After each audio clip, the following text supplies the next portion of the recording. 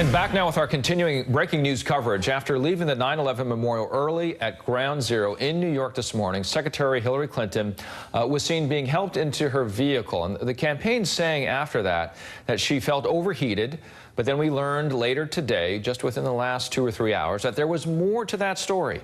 NBC's Kristen Walker has more. It started as a day of remembrance. Hillary Clinton and Donald Trump arriving at the 9/11 memorial just after 8 this morning to never forget the fallen. But then, an hour and a half later, an abrupt departure. Clinton leaving the ceremony early without explanation. Video surfacing on Twitter showing the former Secretary of State unsteady, appearing to lean on a post and clearly requiring support from staffers getting into her van as her legs seemed to buckle. The press left in the dark for about 90 minutes. The campaign giving no details about where Clinton was going or what had happened.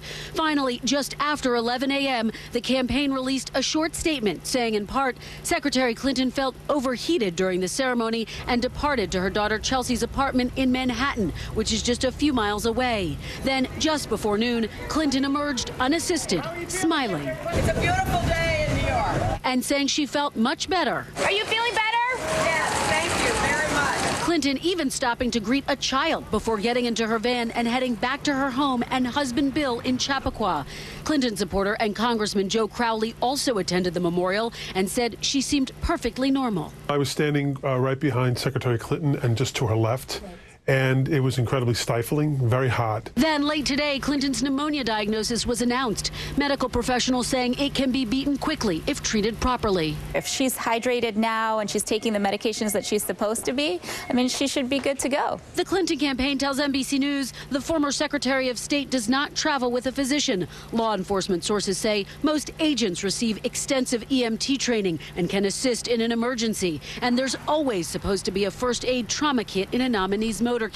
Still, this video is raising serious questions about the Democratic nominee's health, just as the final fall sprint is getting underway. That was NBC's Kristen Welker, and now we go to NBC's Andrea Mitchell for more on Hillary Clinton's health history. Hillary Clinton showing no sign of a health problem during a busy campaign week, except for what her doctors at the time called seasonal allergies on Labor Day. 15 months ago, a 2-page medical report detailing her most serious health issue. Her doctor writing that in December of 2012, Mrs. Clinton suffered a stomach virus after traveling, became dehydrated, fainted, and sustained a concussion. She was hospitalized, doctors finding a blood clot, requiring blood-thinning medication, which she still takes. And a month later, she had to wear special glasses when first testifying about Benghazi. Thank you, Madam Secretary, and it's wonderful to see you in good health and as combative as ever. In 1998, Clinton also had a clot, a deep vein thrombosis in her leg. You've had at least 2 clots.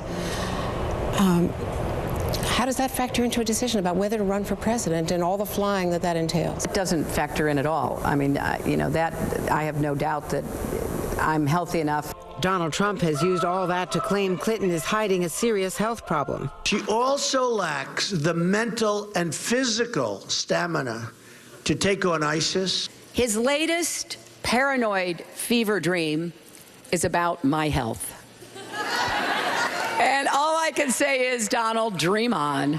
Clinton's campaign has struck back at Trump's medical report. A brief letter from his gastroenterologist praising Trump's health as astonishingly excellent, extraordinary. The letter addressed to whom my concern. In a rush, I think some of those words didn't come out exactly the way they were meant. NBC's Andrea Mitchell with that report. I want to bring back Dr. Devi Nampiaparampil, a physician and associate professor at NYU School of Medicine. She was mentioning there, Andrea Mitchell, deep vein thrombosis, and a couple of cases is what she was mentioning in the report. Coumadin is what Secretary Clinton takes because of that condition. Might that be a consideration of what happened here today? Well, Coumadin would not predispose you to develop pneumonia, but if you have pneumonia and you're on antibiotics, that can affect your Coumadin level. So first of all, if you're sick and you're eating less, the Coumadin level, or basically the blood thinning level, I guess, that's what we call it, its ability to clot, that might change. So she would have to be monitored for that. And similarly, if you take antibiotics, that can also interact with Coumadin. So those are things that would have to be monitored in the coming days. Coumadin a big deal? Or is it something like a statin? How would you categorize it? Well, it is a big deal in some sense. So it's prescribed pretty often. So it's relatively common for people who have blood clots. But on the other hand, the problem with Coumadin is that if it's not monitored closely, that you could have the opposite problem where you're more likely to bleed because your body has a difficulty clotting off if you're bleeding. Dr. Devi, thank you so much for coming by today and giving us a lot of context behind what has been reported today. Appreciate it.